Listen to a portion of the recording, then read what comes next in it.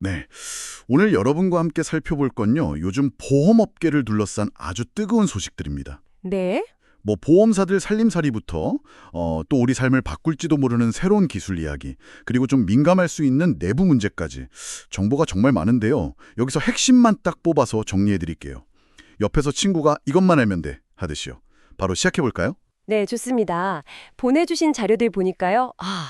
현재 보험업계가 정말 격동의 시기를 보내고 있구나. 이게 느껴지더라고요. 네. 단순히 뭐 어떤 일이 있었다 이걸 나열하기보다는 그 이면에 숨겨진 의미, 특히 보험 이용하시는 여러분 입장에서 이게 왜 중요하고 또 앞으로 어떤 영향을 줄지 좀 깊이 파고들어 보겠습니다. 네. 가장 먼저 눈에 들어오는 건 역시 보험사들의 재정 상태인데요. 전반적으로 좀 빨간불이 켜진 듯한 느낌이에요. 보험금 예실차 손실이 커지고 자동차 보험 손해율은 뭐 94%에 육박한다. 이 숫자들 그냥 넘기기엔 좀 심상치 않아 보이는데요. 이게 구체적으로 뭘 의미하는 걸까요? 그 예실차라는 거요.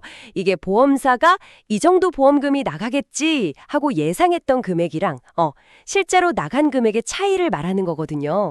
예상과 실제의 차이. 네. 이 손실이 크다는 건 예상보다 훨씬 많은 돈이 보험금으로 나갔다는 아주 명백한 증거죠. 그리고 자동차 보험 손해율 94%? 이건 정말 아슬아슬한 수치입니다.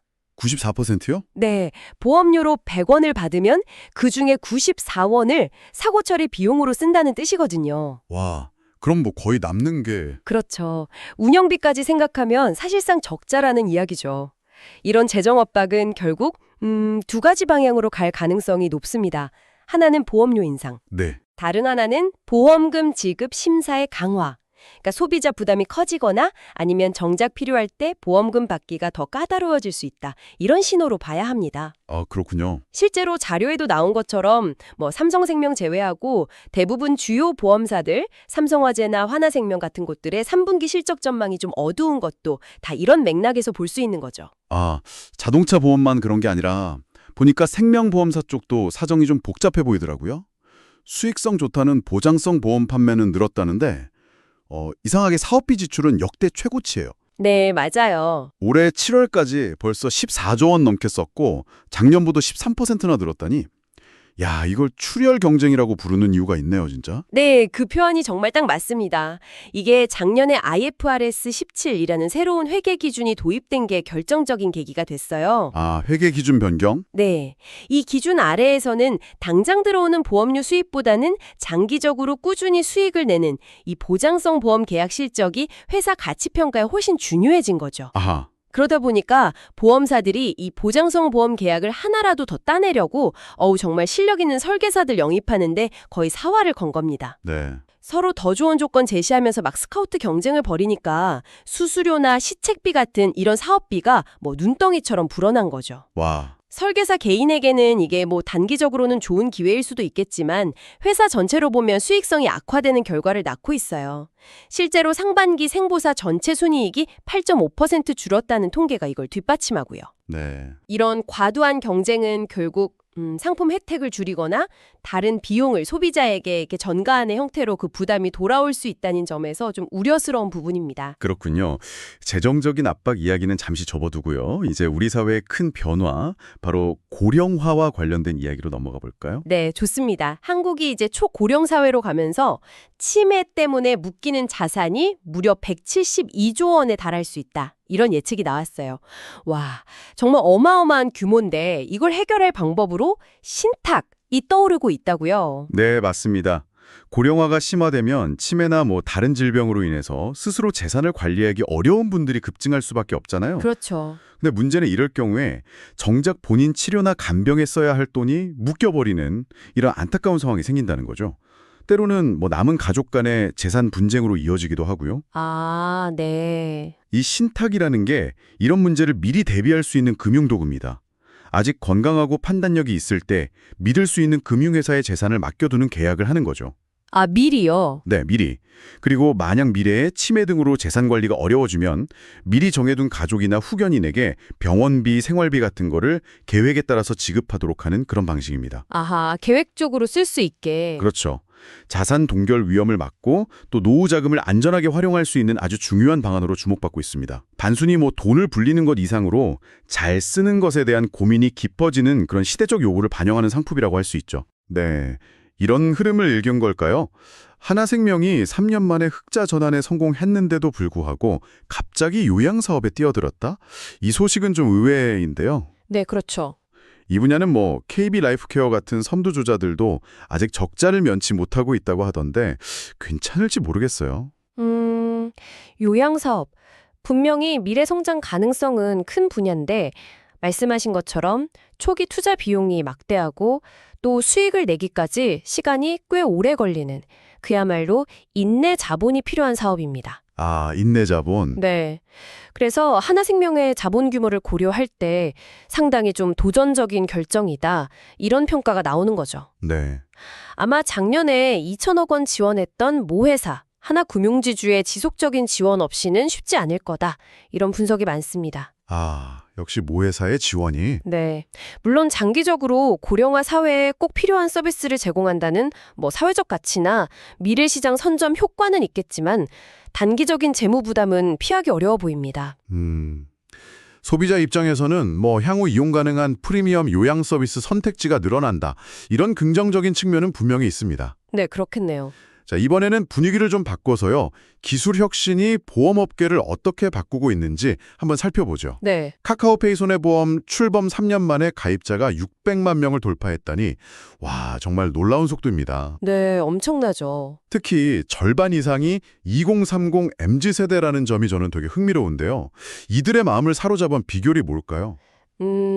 비결은 아마 단순함하고 익숙함 아닐까 싶습니다. 단순함과 네. 우리 모두가 매일 쓰는 그 카카오톡 안에서 몇 번 이렇게 터치만으로 보험 가입부터 청구까지 모든 게 그냥 해결되도록 만들었어요. 정말 편하겠는데요? 그렇죠. 그리고 어렵고 딱딱한 보험 용어 대신에 일상적인 대화처럼 쉽고 직관적인 언어를 사용했고요. 철저하게 사용자 경험, UX에 집중한 전략이 젊은 세대에게 제대로 먹힌 거죠. 네. 해외여행 보험 재가입률이 64%에 달한다는 건 단순히 편리함을 넘어서 만족도도 높다는 증거고요. 와, 64%? 네. 올해 상반기 보험 수익이 작년 같은 기간보다 72%나 급증했다는 실적도 이걸 증명하고요. 이건 단순히 뭐 신생 보험사의 성공 사례를 넘어서 기존 보험사들에게 고객은 이런 걸 원한다는 강력한 메시지를 던지고 있는 겁니다. 그렇죠. 앞으로 소비자들이 기대하는 보험 서비스의 기준 자체가 달라질 수 있다. 이걸 시사하는 거죠. 네.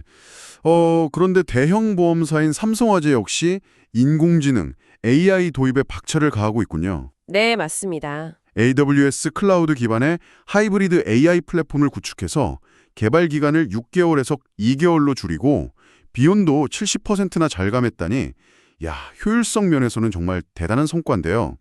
이게 구체적으로 어떻게 활용될 예정인가요? 고객 입장에서 체감할 만한 변화도 있을까요? 네, 삼성화재의 접근 방식은 좀 단계적인 것 같아요. 우선 내부 직원들이 업무 관련 규정이나 절차를 쉽게 찾아볼 수 있는 챗봇부터 시작했고요. 내부용부터. 순차적으로 적용할 계획이라고 합니다. 단기적으로는 내부 업무 효율화에 집중해서 비용 줄이고 생산성 높이는 데 주력하겠지만 궁극적인 목표는 한 2, 3년 안에 고객 서비스 혁신으로 이어가는 겁니다. 2, 3년 안에요? 네.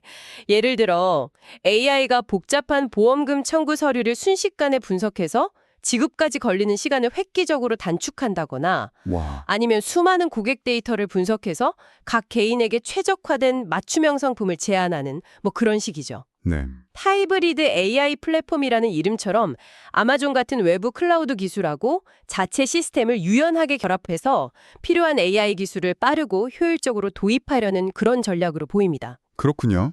또 대구 C랩 스타트업 지원 사례처럼 대기업뿐만 아니라 혁신 기술을 가진 스타트업과의 협력을 통해서 보험 산업 전반의 디지털 전환이 가속화되고 있다는 점도 주목할 만한 부분입니다.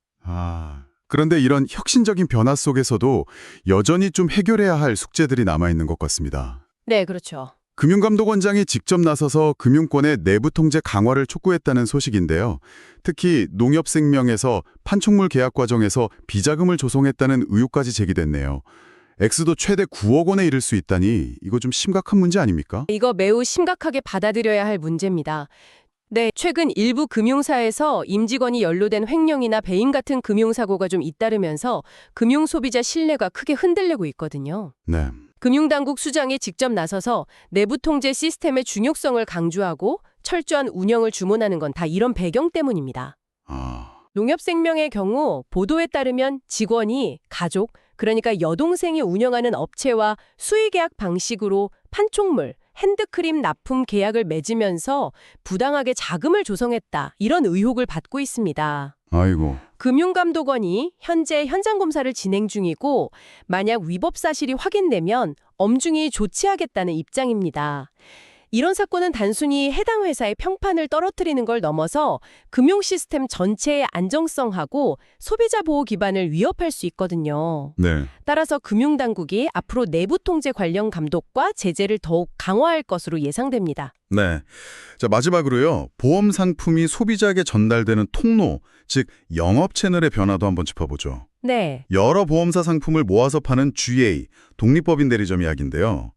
매트라이프 금융서비스의 9월 실적을 보니까 여전히 모 회사인 매트라이프 생명 상품 판매 비중이 68.6%로 압도적으로 높다고 합니다. 이게 GA의 본래 취지하고는 좀 거리가 있는 것 같은데요. 네, 그렇죠. 이론적으로 GA는 특정 회사에 얽매이지 않고 여러 회사 상품을 객관적으로 비교 분석해서 소비자에게 가장 적합한 솔루션을 제공해야 하는데요. 네. 하지만 현실에서는 특히 특정 보험사가 자본을 투자해서 만든 자회사형 GA의 경우 여전히 모회사 상품 판매에 집중하는 경향이 강하게 나타납니다. 어쩔 수 없는 건가요? 매트라이프 금융서비스 사례가 이걸 보여주는 대표적인 예시죠. 물론 이전 달 76.8%보다는 모회사 비중이 줄었고 KB라이프 같은 외부 제휴사 상품 비중이 35.6%까지 회복되는 등 포트폴리오를 다변화하려는 시도 자체는 긍정적으로 볼 수 있습니다. 네. 하지만 소비자 입장에서는 GA 상담을 받을 때 이 설계사가 정말 나에게 최적인 상품을 추천하는 걸까? 아니면 특정 회사 상품 판매에 유리한 쪽으로 유도하는 걸까? 이 점을 좀 염두에 두고 좀 더 꼼꼼하게 질문하고 확인할 필요가 있겠습니다. 네, 그럴 필요가 있겠네요. 반면에 신한라이프는 금융 전문가 육성에 상당히 공을 들이는 모습이네요. 네. 다른 회사에서 경력 설계사를 영입할 때 정착 지원금 400만 원에 교육비는 물론이고 초기 영업에 도움이 될 만한 잠재 고객 DB까지 지원한다고 하니 와, 파격적인 조건인데요. 네, 맞아요. 이건 보험업계가 단순한 상품 판매원을 넘어서 고객의 재무 상태 전반을 진단하고 맞춤형 솔루션을 제공하는 금융 컨설턴트를 키우려는 방향으로 나아가고 있다는 걸 보여주는 사례입니다. 컨설턴트? 네, 보험뿐만 아니라 투자, 세금, 은퇴 설계까지 고객의 생애 전반에 걸친 재무적 필요를 충족시켜 주려는 거죠. 네. 소비자 입장에서는 앞으로 보험 설계사를 통해서 좀 더 깊이 있고 전문적인 금융자문 서비스를 받을 수 있는 기회가 늘어날 수 있다. 이런 긍정적인 신호로 해석할 수 있습니다. 물론 그만큼 설계사의 전문성이나 윤리의식에 대한 기대치도 더 높아지겠죠. 그렇죠. 자, 오늘 이렇게 쭉 이야기를 나눠보니까요. 보험업계가 참 재정적인 어려움 속에서도 고령화나 기술 변화와 같은 큰 파도에 맞서서 새로운 길을 찾으려고 애쓰는 모습이 역력합니다. 네. 동시에 내부적으로는 또 신뢰 회복이라는 과제도 안고 있고요. 자, 이 복잡한 상황 속에서 우리가 놓치지 말아야 할 핵심은 뭘까요?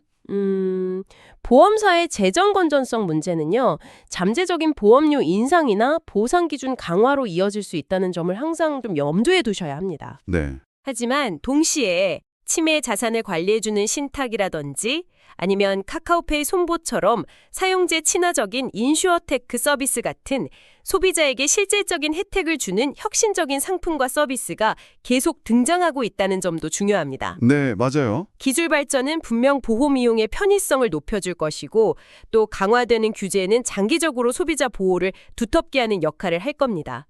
핵심은 이 변화의 흐름을 놓치지 않고 계속 주시하면서 쏟아지는 정보 속에서 나에게 정말 필요한 것이 무엇인지 현명하게 판단하고 활용하는 능력을 키우는 것. 이게 중요하다고 봅니다. 네, 오늘 다른 소식들 중에서 저는 특히 보험사들의 AI 도입이 참 인상 깊었는데요. 네. 업무 효율화를 넘어서 2, 3년 안에 고객 서비스 전면에 나설 수도 있다. 이런 전망이 나왔습니다. 한번 상상해 보세요.